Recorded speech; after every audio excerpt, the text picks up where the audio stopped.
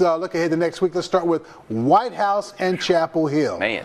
Ooh. That's a good one. It's going to be a good one. It's going to be a good one. And both these teams are coming off, well, Whitehouse coming off a loss, big loss to Kilgore, which, again, Kilgore was angry coming off that loss to Carthage in week 1. That's the thing with Kilgore in week 2 of any season, as long as they can play Carthage first, win or lose, week 2 is going to be tough for the opponent they have to play. Absolutely. And Whitehouse, unfortunately, got the brunt end of that tonight, losing 49-14. And then Chapel Hill was losing most of the game to Gilmer. Yeah, right. No, yeah. They were, I think it was like 21-7, 26-7 maybe at one point. And then Chapel Hill roared back and beat Gilmer 41-26.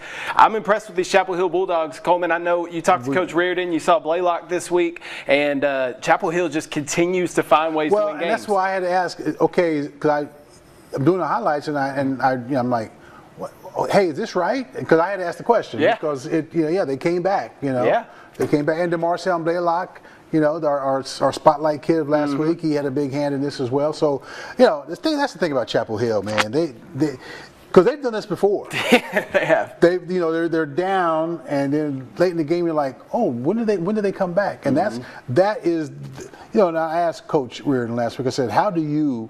Because you've done it for the past few years now, how do you maintain the momentum and keep your kids up? Because he's had some tremendous athletes come through there. And they've played a lot of games. They've played a lot of games.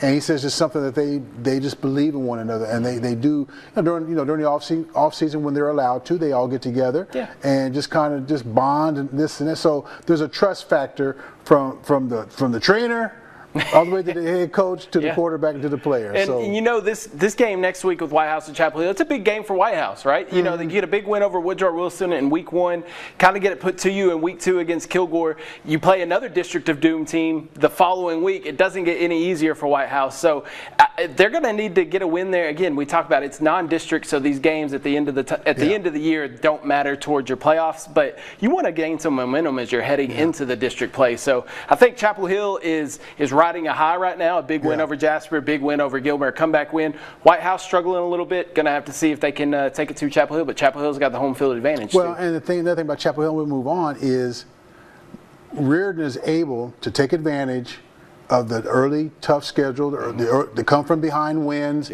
and he says, see, we can do this. We've done it before. Now it's planted in their mind, so when they get down later in the year, we've done this before. We've been here. We've done this before. All right.